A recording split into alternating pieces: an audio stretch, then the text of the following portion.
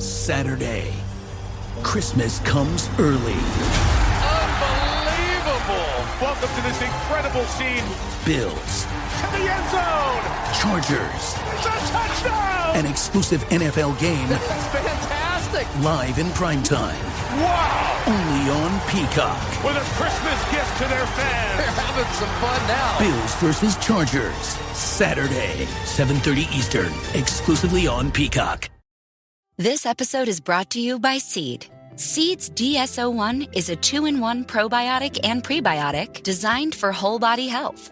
Formulated with 24 clinically and scientifically studied strains, DSO1 offers benefits in and beyond the gut. See why DSO1 is the probiotic recommended by top doctors and nutritionists. Go to seed.com/Spotify for 25% off Seed's DSO1 Daily Symbiotic. With the Lucky Land Slots, you can get lucky just about anywhere. This is your captain speaking. We've got clear runway and the weather's fine, but we're just going to circle up here a while and get lucky. No, nothing like that. It's just these cash prizes add up quick. So I suggest you sit back, keep your tray table upright, and start getting lucky. Play for free at LuckyLandSlots.com. Are you feeling lucky? No purchase necessary. Void where prohibited by law. 18 plus terms and conditions apply. See website for details. Hello and welcome to the Paddock and The Pavilion with Stephen Wallace. In each show, Stephen will interview someone connected to the world of horse racing or cricket. Hello everyone. On today's podcast, I'm joined by German Cricket International Tina Gough to chat about the Women's 100 2022. Thanks for joining me, Tina. Thank you very much for having me. Well, welcome back. I've also got guest slots from Two Kathryns, Kathryn Bryce, a Trent Rocket, and former England International Kathryn Leng. But let's start, as I did with Mick Newell, with the final, Oval Invincibles versus the Southern Brave, a repeat of the 2021 final. What was your thoughts on the final? Did you get a chance to watch it? I did. I thought it was a good final. The best team of the tournament won, which I think is always good. Sometimes we like an upset, but I think the Oval Invincibles showed their quality throughout. In terms of the actual final, I think it swung back and forth a little. It was quite comfortable in the end. I think it was maybe 6 balls to go. It's always hard to judge when there's so few balls in the game what is a comfortable win. But I think it became inevitable towards the end of the innings that they would chase it down. I was really pleased for Emily Windsor to get the winning runs against a lot of her Vipers teammates as well. And I think, again, we saw the quality of Marizanne Kapp. She's a big match player, and I think she proved it again in the final. Yeah, I was going to come on to Marizanne Kapp, but the Southern Brave at one stage were 83 for 2 after 74 balls. They looked like getting a lot bigger score than the eventual 101 for 7. Yeah, I mean, it was quite a small collapse towards the end, but it shows the value of wickets as well, that even if you give yourself a very solid start, a few wickets can change the game, especially in the shorter format. And you mentioned Marizanne Kapp, but fellow South African Shabim Ismail, 2 for 12 off 20 balls. She was outstanding on the day. Yeah, she's a quality player, and like Marizanne Kapp, she always seems to step up to the big occasions, and she's certainly a fierce competitor. She's not someone you want to have at the top of their mark running at you, for sure. And as you say, it did swing a little bit when the Oval Invincibles were batting. They were 33 for 3 after 32 balls. That's despite, at the time, Alice Capsey striking 25 off only 17 balls, going 4-6-4 at one point. Yeah, I mean, she's an extremely impressive cricketer. To think that she's still so young, and yet she bats and even plays like she's been playing cricket and international cricket for years and years. To have someone who can hit the ball at such a strike rate as well is incredible. And I think that's where maybe the Oval Invincibles showed their dominance, that even though they were 3 down quite early on, to have someone like Marizanne Kapp come in and steer the ship, just shows their quality all the way down their batting order. Yeah, she was only 18 during the tournament, Alice Capsey. So lots more to come from her. it's incredible. And there's always talk about the Under-19 World Cup coming up soon enough as well. And the fact that she could go to that and play a starring role, having already got experience on an international stage, puts England in a very strong position for that as well. And you mentioned Marizanne Kapp, who you played against in the Fairbreak International Tournament. Played with her, so I was lucky enough to have her on my team, which again, it's someone I'd much rather have on my team than against me.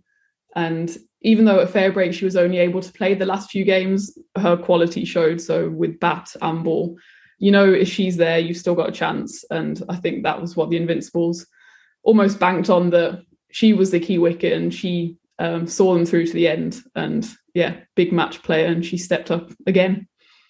Yeah, last year's final, she got 26 and 4 for 9.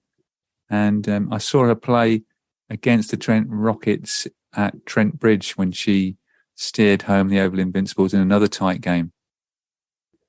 Yeah, I think what sets her apart is her composure. She's in the middle and it looks like she's playing a match in a park. She's just calm and collected. And she also talks a lot with her fellow batter. You could see that in the final when Emily Windsor was then there towards the end. She was almost, although Windsor is a very experienced player herself, she was almost coaching her through every ball, keeping everyone calm. And, you know, if she's out there in the middle, calm and collected, then everyone else can almost relax a little bit, knowing that she's got everything under control. Yeah, that must have made a lot of difference to Emily Windsor, because it must be nerve-wracking when you're coming in with a 20,000 crowd at Lord's. If, say, Marizanne Kapp got out and all of a sudden a small target, and he said they'd won by 6 balls, but you take 2 or 3 more balls off that and then it could have got really tight. Well, exactly. And no matter how much cricket you've played in whatever stadiums in the world, nothing will prepare you for that kind of pressure. Add on to that she's playing against a lot of her teammates.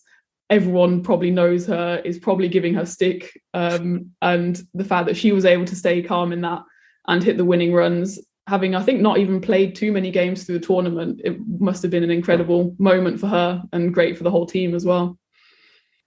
And let's talk about the tournament in general. What were your overall thoughts of 2022 for the Women's 100? I think the main thing that struck me was the standard of cricket. So I went to one game at Edgbaston between Phoenix and Trent Rockets, and I was there for the men's and women's. And I think the main thing that struck me was the quality of all the play, but especially the fielding.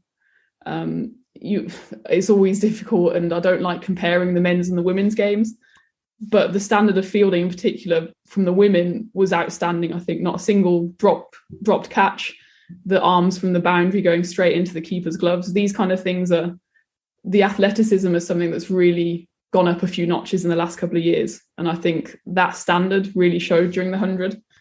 And then, of course, the tournament as a whole, I think the ECB released the attendance figures recently, and there's more women and children attending than last year. And the domestic attendance records have been broken, I think, on several occasions.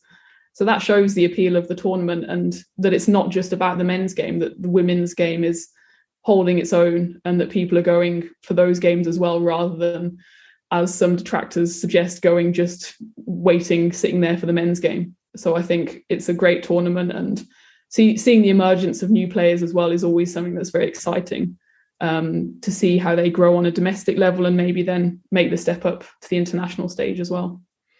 Yeah, there's good points there about the actual crowds at the games. Mm-hmm. All venues broke their domestic crowd record for a women's match. 41% of the tickets went to families, 28% women, and 22% children. So that's all good signs. Exactly. And when you have kids then growing up who just see this as normal, I think that's when you start seeing how important these kind of tournaments are. So when I was there at Edgbaston, there was a few kids next to me collecting the collectible cards, and they were just as excited about picking up Nat Sciver or Anya Shrubsole as they were picking up Liam Livingstone and David Milan.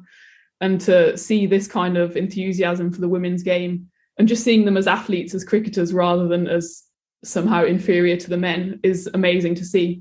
And then they were able to repay that on the pitch by putting in amazing performances with bat, ball and in the field.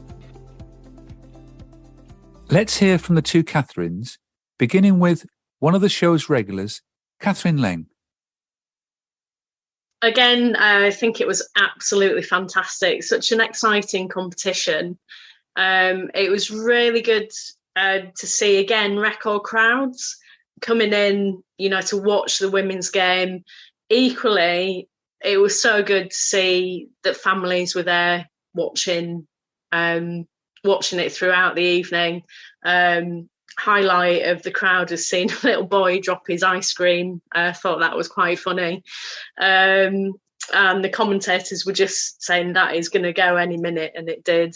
Everything. I mean, in saying that, the commentary was fantastic. It was lively.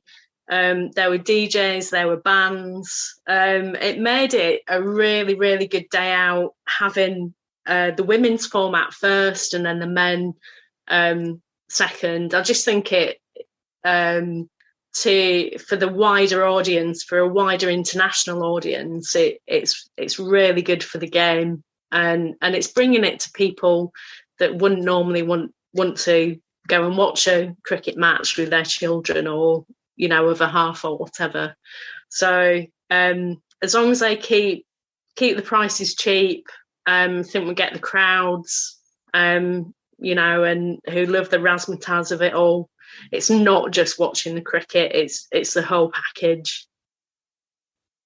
Yeah, I think it's been an interesting year, because obviously it was even shorter than last year with the Commonwealth Games being before it. But I think it was really brilliant having that sort of build up into it. I think that kind of really started the momentum for the women's game, and getting completely new people watching the Commonwealth Games, because you just get tickets for anything really, and got them into cricket, and then that just kind of fed into the women's 100 that started after that. And I think it felt like the 100 really took off once the women's competition got started, and it was just an amazing kind of few weeks. So you think the actual Commonwealth Games was a boost to get people back watching cricket again, women's sort of short form cricket? Because I was going to ask you, did you think 6 matches was too short? Yeah, I think it got another sort of new audience. I think the 100 in general has got more families kind of coming along to cricket, and new people finding cricket. But I think the Commonwealth Games, again, I think me personally, you go and watch different sports that you never really go and watch live, or it's on the TV and you're supporting your teams. Like, everyone was behind kind of the Bello brothers beach volleyball and things like that, which you'd never watch all year round. And I think the same sort of thing with cricket is the fact that it's like a whole like Team England environment, and not just England cricket. That sort of support kind of builds up through the competition, and different people watch it. And yeah, I think 6 games definitely felt very short. It was done very quickly, and obviously we got to the eliminator, so it extended the period a bit, but that 6 games did feel very short. But I think it was brilliant to kind of lead on after the Commonwealth Games. And the crowds were up, particularly for the women's match. We had a record domestic crowd at the final on Saturday. Yeah, even at Trent Bridge in 2 consecutive games, there was record crowd of 10,000 and then 11,000 at the women's games there. So I think it's just brilliant to see kind of how it's built from last year, and it's not just the same, or like you said before, it's not kind of dropped off at all. Actually, the excitement is still building, and people are coming and watching and enjoying the game for the whole match, and not just trailing in towards the end to watch the men's. And we did see a higher quality of international players playing this year, with the Australians coming over. Yeah, and that's something that obviously there was circumstances around that last year, but it was maybe then good the way the Commonwealth Games fell this year, that meant that a lot of the big stars were able to stay in the country for the 100. And it was great seeing this mix of stars. So Elise Perry turning out for the Phoenix, even though she didn't bowl, but having that star quality, but also having that experience for the less experience, for the younger players, would be an incredible opportunity for them. And yeah, I mean, you could see the quality of the internationals in that. I think they dominated the top 20 run scorers, but that's kind of what you expect. These are big name players. This is why they get paid the big bucks. And it was great to see them all together on the stage in England. Yeah, we had Alana King getting a hat-trick, Beth Mooney nearly scoring a century. Yeah, it was a shame that Beth didn't quite get over the line. I was watching that game and willing her towards the end, but I think being the professional that she was just happy to get the win. But it was a real shame that she didn't get those extra 3 runs. But yeah, a hat trick is always great, and the celebrations when Alana King got it were wild. So yeah, that was great to see. And she's so young as well. It's unbelievable. I mean, I'm not the youngest myself anymore, but I'm not too old either. And I see some of these girls performing who are 16, 17, 18, and they've performed as if they've been playing cricket or international cricket in front of thousands for the last 10 years. And that's really exciting for the future as well. Players like Alice Capsey coming through, and really exciting talents, and they've still got all of their careers ahead of them. So to think what they could still be achieving in the coming years is really exciting. And did you think the competition standard was stronger in 2022?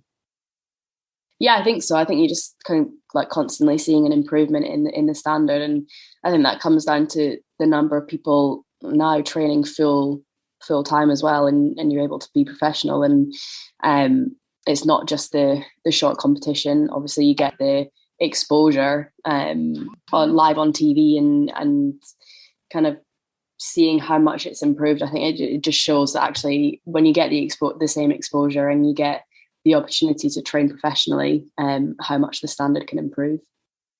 And we also had the leading Australians playing this year, so that must have made the competition more stronger. Yeah, definitely. I think it was brilliant to have those players in to kind of see what it was like. Obviously, a lot of them dropped out, so people were kind of like, oh, the standard isn't as good without the Australians in it. But I think it was brilliant to have a full tournament where anyone that wanted to be involved could be involved, and I think it was fantastic having them over. Do you think the tournament is improving the standard of English women's cricket? I'm going to throw a spanner in the works there, but when you look at just the statistics, if you're going to look at it from that point of view, that they're all international players in the top 10. I think if you go to the strike rates and things like that, you've got lots of UK domestic players in there.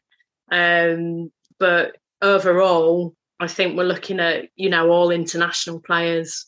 Wolfhard, Bates, top of the batting.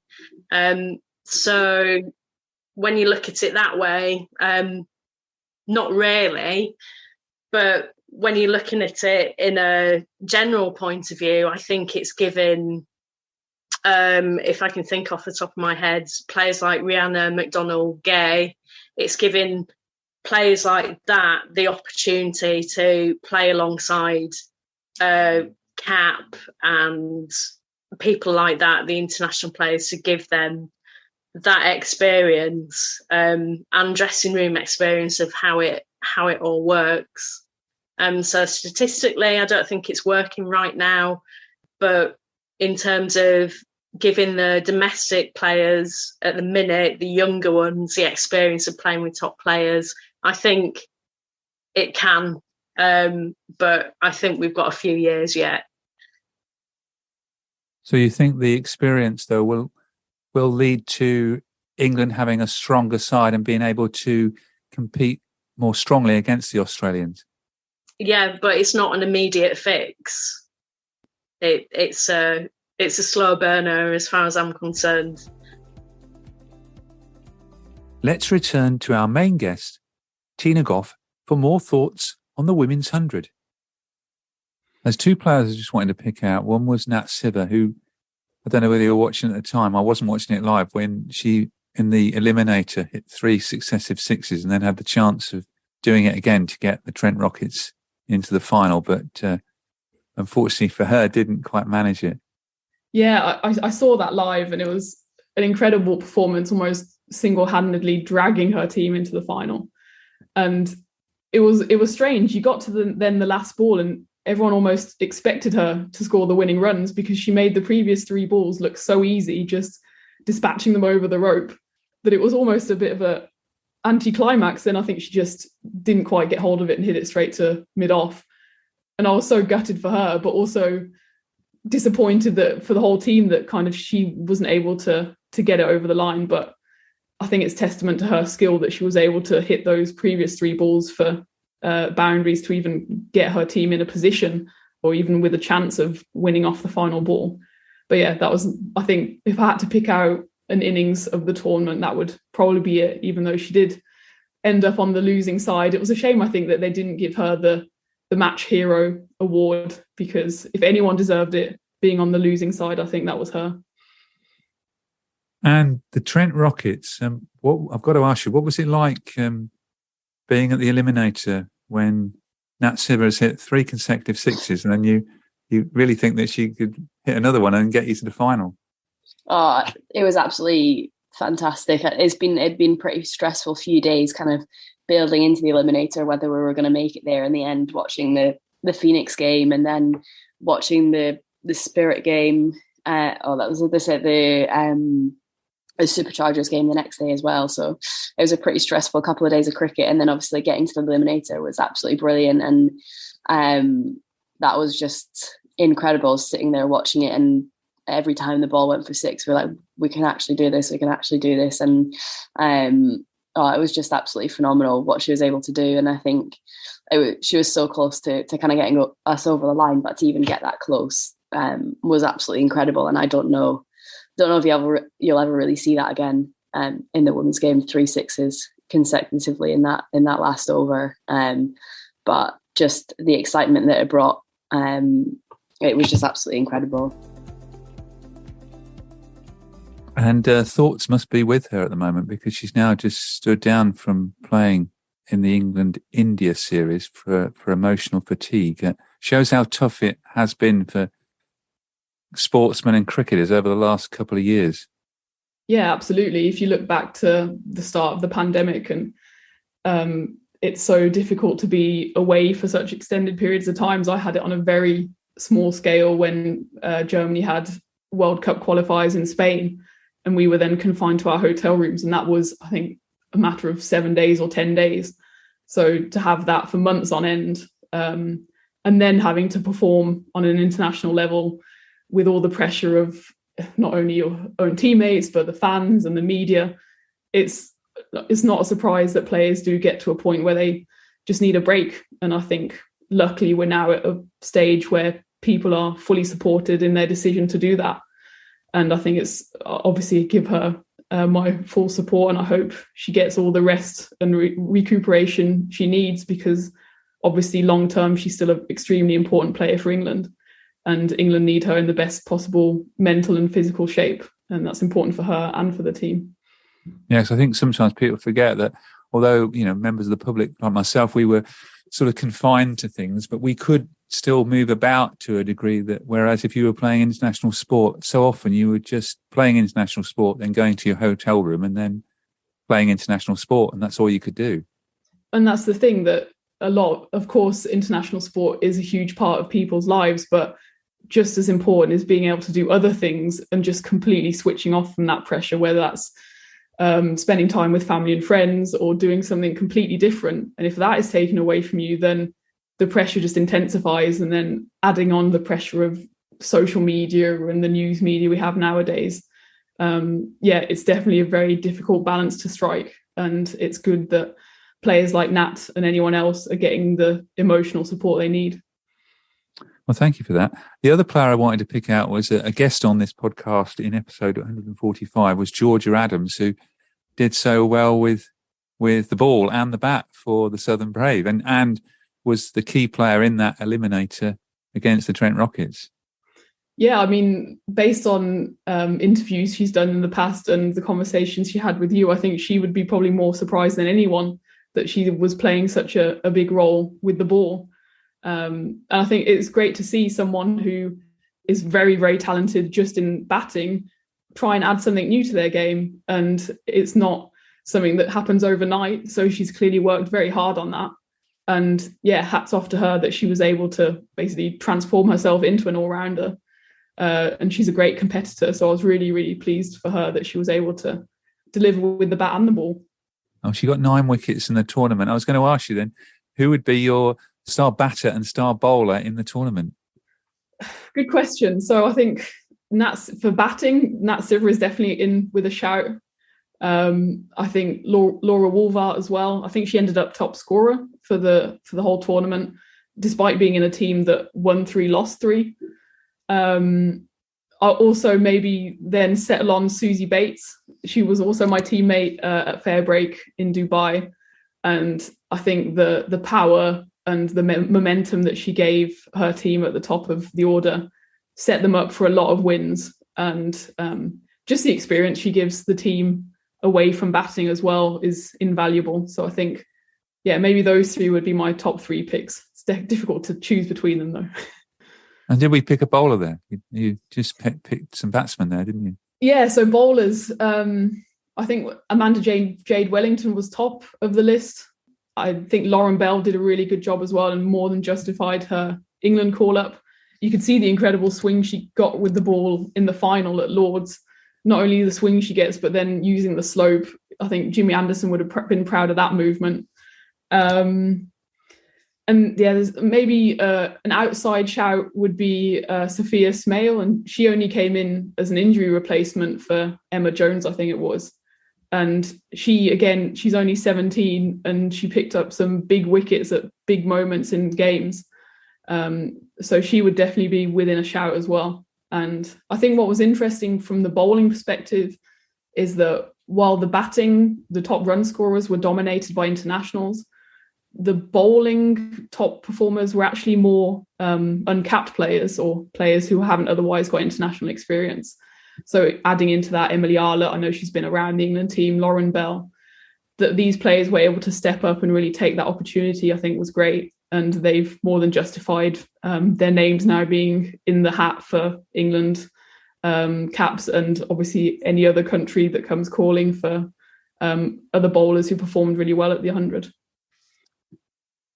I'd go for Nat Sciver purely off that one innings.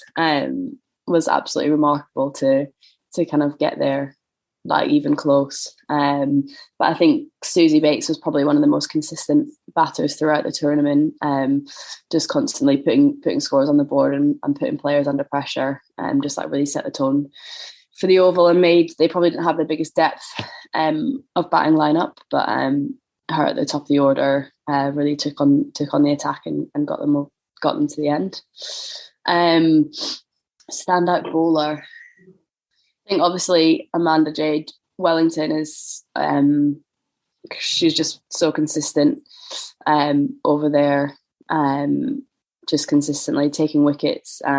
Slightly biased with our leggy, I'd say Kingy was absolutely incredible for us, and like that hat trick that she took against Manchester Originals in the first game at Old Trafford was absolutely phenomenal, and I think she was incredible for us throughout the tournament. I think one of the standout up and coming bowlers was probably Sophia Smale.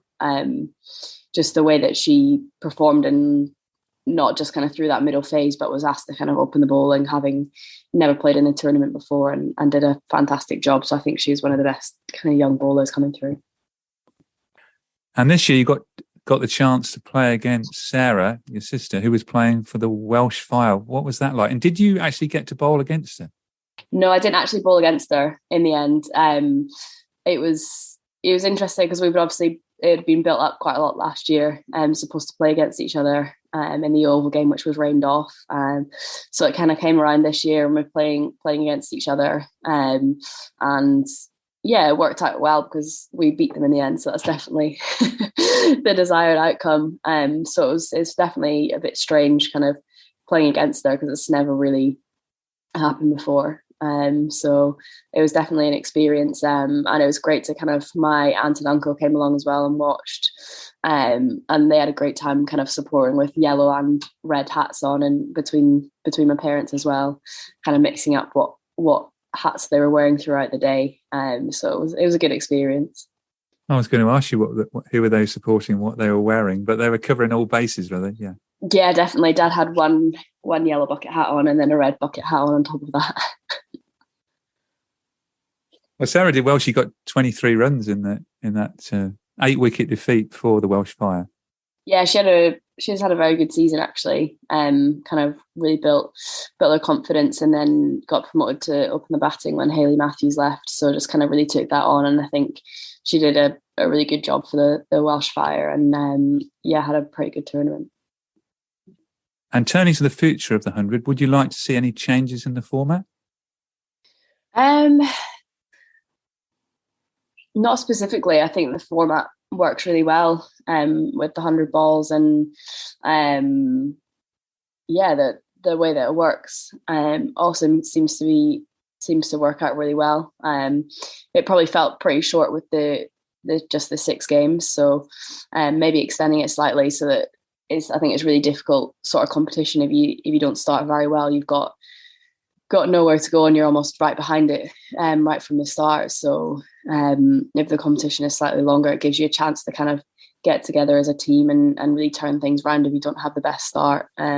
Whereas it can kind of put you right at the bottom and not give you much of a chance if you don't get off to the best start. So maybe that's one thing. What about, are you in favour of semi-finals, or do you like the eliminator idea where the team that tops the group goes through to the final? Yeah, I'm never quite sure, because I like the idea of the eliminator, and especially with the Super League, I think it worked quite well with there just being 6 teams, but possibly with there being 8 teams, I think there could maybe be 2 semi-finals and then on to the final. I think that would just, I guess, if you're keeping it a short competition, it just kind of increases the number of games for more teams. And do you see the competition continuing to raise the standard of women's cricket? Yeah, definitely. I think even how much we've shown it's grown over the last couple of years, and the support, and I think the funding that comes in through that is what helps grow all the regional pathways and stuff like that as well. So I think that sort of support is only going to keep on growing and growing, and you see it when we go back in and do little dynamo sessions or all-star sessions and go and see these kids that they're running around in their yellow Rockets top or whatever, and they've got tickets to come and see the game, and they're just so enthusiastic about cricket because of the 100. I think all of that sort of energy is just going to just keep on coming through, and people want to grow up and play in the 100, and I think that's a really exciting place to be.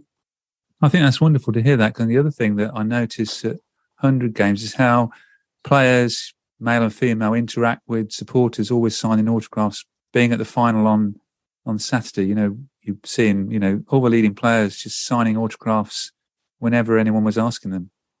Yeah, I think it's a great thing to do, because it seems so simple for you to stand there with a pen and sign a few autographs, but it really does kind of make their day and their week, and it does inspire them. So something that's so simple for us to do makes such a big difference for them. So it's definitely a huge part of what we do as well.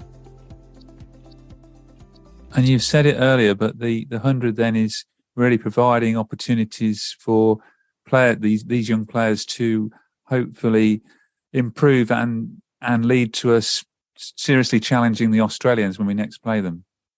Yeah, I mean, the Australians, I think, are still quite far ahead in terms of the structures they have in place to foster this young talent. But the 100 now is providing a fantastic opportunity for not only young England players, but players of any nationality. I think a few young players were brought in there's one girl who came in from the UAE, and although she didn't play, to be around those kind of international players to pick up that experience is something that's invaluable. So yeah, as I mentioned before, the Under-19 World Cup is coming up soon, and England, that would probably be the first barometer where we can really see how well England are doing in terms of bringing through talent, because I think they do have an exciting team. If you've got Capsey, you've got Smale, you've got Grace Scrivens, these are all players who have played now for 2 years in a big franchise tournament, and they've got a lot of experience which they wouldn't have got were it not for the 100.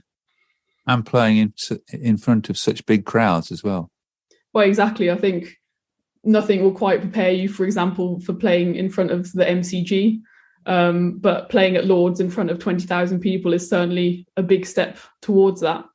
And to expose these youngsters to that at such a young age is great. Obviously, again, talking about emotional support is something that needs to be carefully managed, because it is a very high pressure situation. but to expose them to that with the support of their teammates can only be good for the professionalism of the game going forward. And then to see the young people in the crowd watching the games, that can only be good for cricket, really.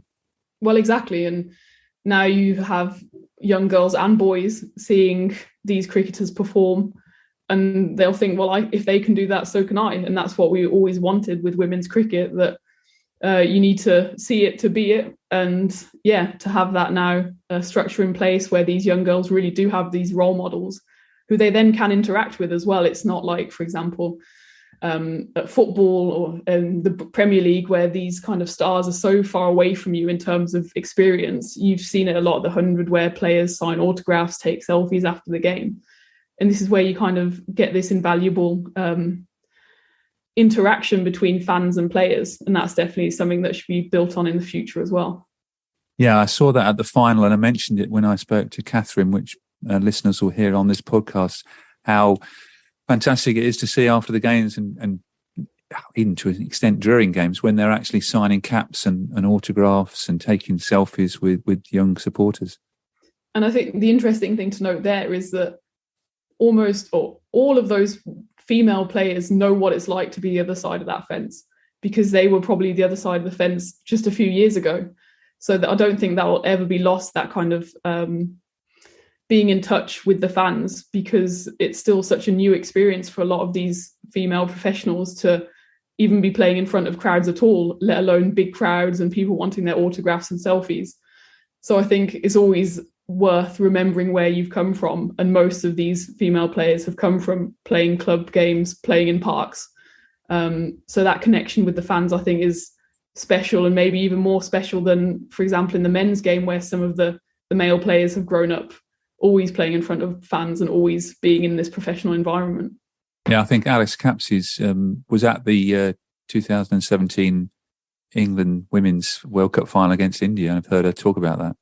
Well, exactly. And that's even more mind-blowing to think she's now 18. So back then, which seems like only yesterday, she was 12 or 11. So it's crazy how quick these things can go.